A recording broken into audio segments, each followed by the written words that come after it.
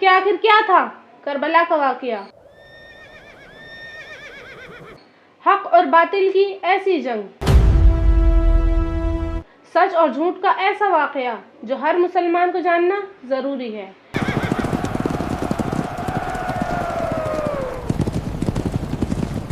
کون تھا یزید بن معاویہ کہ کیسے کربلا کی مٹی خون سے بھر گئی؟ آئیے جانتے ہیں کربلا کا سچا واقعہ اور حضرت حسین رضی اللہ عنہ کی شہادت، اور کس طرح اس واقعے کا ہماری زندگی پر رول ہے۔ السلام علیکم ورحمۃ اللہ وبرکاتہ۔ تو بات شروع ہوتی ہے حضور صلی اللہ علیہ وسلم کے دنیا سے پردہ فرما جانے کے بعد۔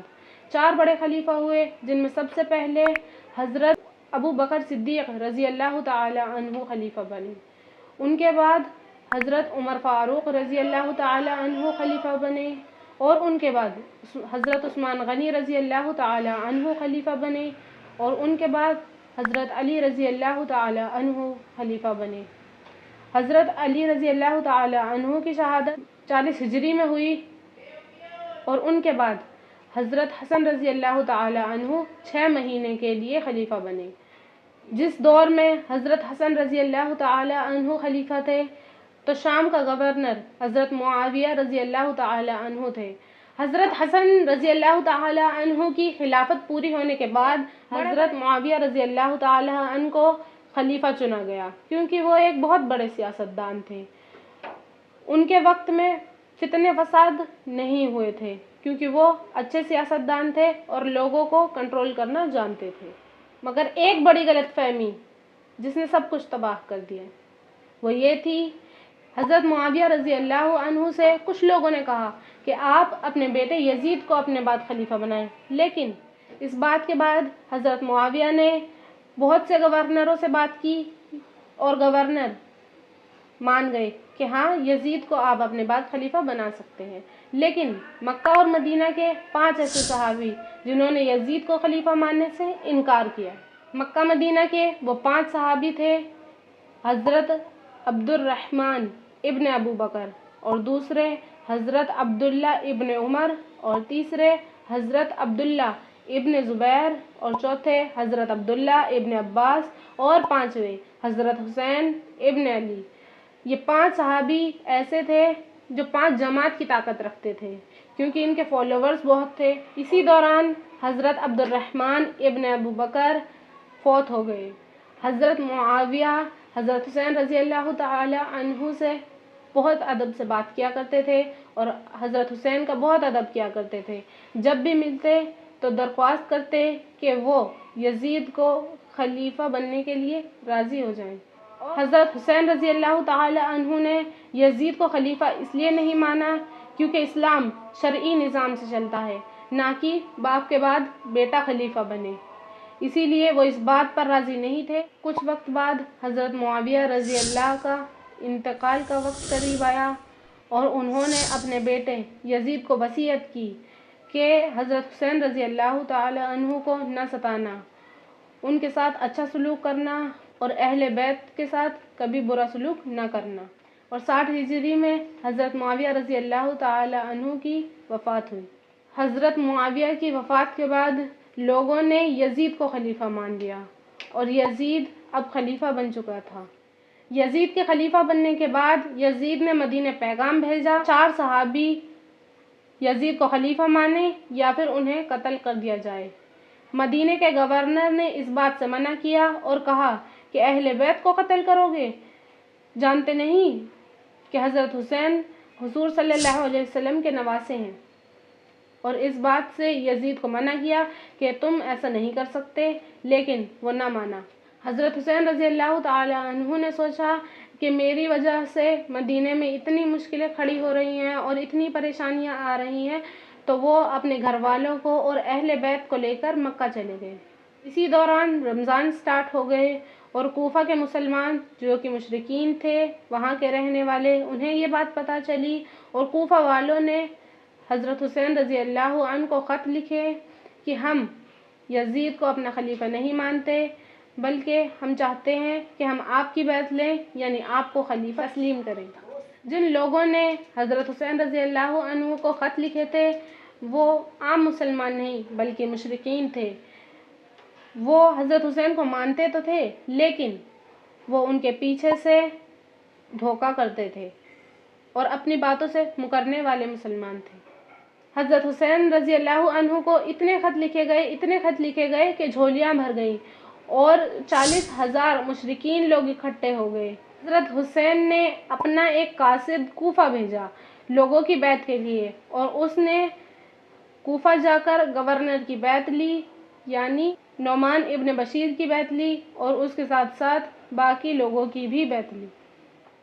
کوفہ کا گورنر اور 40,000 لوگ حضرت حسین کے ساتھ ہو گئے تھے۔ اس بات کا یزید کو پتہ چلا اور یزید نے اسی وقت نعمان ابن بشیر کو گورنر ہٹا دیا اور عبداللہ ابن زیاد کو گورنر بنا دیا، اور ابن زیاد چھپ کر کوفہ گیا اور وہاں دیکھا کہ کیا ماحول ہے اور لوگ کیا کر رہے ہیں۔ اب کوفہ کا گورنر عبیداللہ ابن زیاد تھا اور اس نے جو لوگ حضرت حسین کی طرف ہو گئے تھے، یعنی 40,000 لوگ جو حضرت حسین کی طرف ہو گئے تھے، ان کو پیسے کھلا کر اپنی طرف کر لیا تھا، اور وہ لوگ پیسوں کی خاطر اس کی طرف ہو گئے تھے۔ اور حضرت حسین کا جو قاصد کوفہ آیا تھا، اس کو لگا تھا کہ لوگ اس کے ساتھ ہیں اور اس نے جنگ کی شروعات کی، لیکن دھیرے دھیرے جیسے ہی وہ آگے بڑھا لوگوں نے اسے چھوڑنا شروع کیا۔ 40,000 کے لشکر سے 30,000 کا لشکر ہوا، 30,000 کے لشکر سے 20,000 کا، اور دھیرے دھیرے وہ تنے تنہا رہ گئے۔ جو حضرت حسین رضی اللہ عنہ کا قاصد کوفہ گیا تھا اس کو گرفتار کر لیا گیا۔ اس قاصد کا نام مسلم بن عقیل تھا۔ اس نے کسی طرح حضرت حسین رضی اللہ عنہ کو خط لکھا کہ وہ کوفہ نہ آئیں، لوگ اپنی باتوں سے مکر گئے ہیں، لیکن اس دوران حضرت حسین رضی اللہ عنہ اپنے اہل بیت کے ساتھ کوفہ کے لیے نکل چکے تھے۔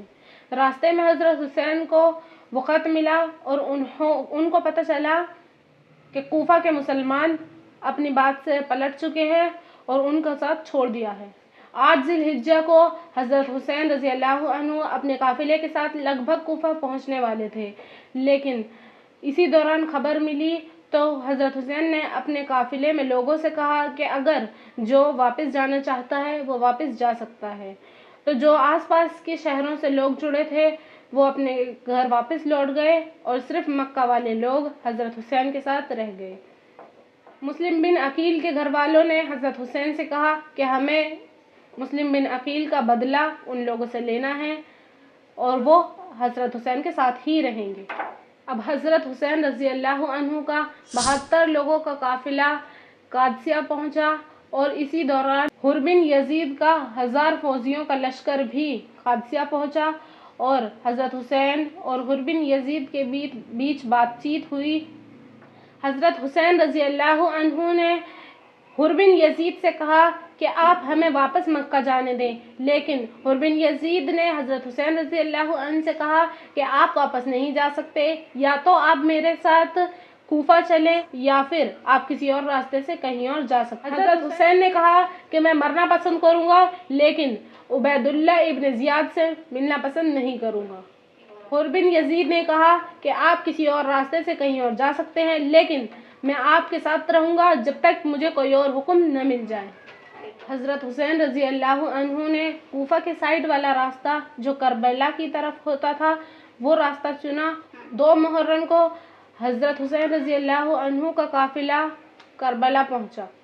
3 محرم کو اگلے دن عمر بن سعد زیاد کا ایک خط لے کر اپنے 4000 لشکر کے ساتھ کربلا پہنچا۔ اب کربلا کے میدان میں زیاد کے 5000 فوجی موجود ہیں اور حضرت حسین رضی اللہ عنہ کے صرف 72 لوگ۔ حر بن یزید کو ابن سعد نے حکم دیا، کس کا؟ زیاد کا، کہ وہ حضرت حسین رضی اللہ عنہ کے لشکر کو گھیر لیں اور کربلا کے میدان کو تنگ کر دیں اور پانی کو اپنے قبضے میں لے لیں۔ حضرت حسین کے 72 لوگوں کے لشکر کو گھیر لیا گیا، اور سعد ایک ایسا بندہ تھا جو نرم دل تھا، لیکن زیاد نے سعد کو زبردستی حضرت حسین کے پاس بھیجا۔ وہ آنا نہیں چاہتا تھا لیکن زیاد نے زبردستی کی کہ اسے کربلا جانا ہی ہوگا۔ حضرت حسین نے سعد کے سامنے 3 شرطیں رکھی۔ پہلی شرط یہ تھی کہ حضرت حسین کے لشکر کو مکہ واپس جانے دیا جائے، اور دوسری شرط یہ تھی شام میں یزید کے پاس جانے کی اجازت دی۔ تیسری شرط یہ تھی کہ انہیں اسلامی سرحد پر بھیج دیا جائے جہاں وہ اپنے اہل و عیال کے ساتھ نارمل زندگی بتائیں۔ اور سعد نے حضرت حسین رضی اللہ عنہ کی دوسری شرط کو مان لیا اور زیاد سے کہا کہ معاملہ تو حل ہو گیا ہے، اب جنگ کی کوئی گنجائش نہیں بچتی، حضرت حسین کو واپس جانے دو، وہ یزید سے اپنے آپ نپٹ لیں گے۔ زیاد بھی اس بات پر راضی ہو گیا، لیکن ایک آدمی شبر بن ذوالجوشن نے ابن زیاد کے کان بھرے کہ حضرت حسین رضی اللہ عنہ کے سامنے ایک آپشن رکھا جائے کہ وہ یزید کی خلافت کو قبول کریں یا پھر جنگ کریں۔ 7 محرم کو وہاں کا پانی یعنی کربلا کے میدان کا پانی تنگ کر دیا گیا تھا اور حضرت حسین رضی اللہ عنہ کو 7 تاریخ سے کوئی پانی نہیں دیا گیا تھا۔ 9 تاریخ کو حضرت حسین رضی اللہ عنہ نے ابن زیاد سے یہ کہا کہ 9 تاریخ کو جنگ نہ کی جائے، ایک رات کی مہلت دی جائے، اور 10 محرم کی رات کو حضرت حسین رضی اللہ عنہ نے اپنے اہل و عیال کو وصیت کی اور اللہ تعالیٰ سے بہت سی دعائیں کی، پوری رات دعائیں کی، اور صبح 10 تاریخ کی فجر کے بعد جنگ شروع ہوئی۔ جس طرف بھی حضرت حسین کے لوگ جاتے وہاں سامنے والا لشکر کا صفایا ہی صفایا کر دیتے۔ حضرت حسین جنگ کے دوران بھی لوگوں کو سمجھاتے رہے کہ کیا تم حضرت محمد صلی اللہ علیہ وسلم کے نواسے حسین کو قتل کرو گے؟ کیا تم رسول اللہ صلی اللہ علیہ وسلم کی اہل عیال کو قتل کرو گے؟ کیا تم نہیں جانتے کہ میں کون ہوں؟ کیا تم نہیں جانتے کہ حضرت حسین اور اس کے اہل عیال کون ہیں؟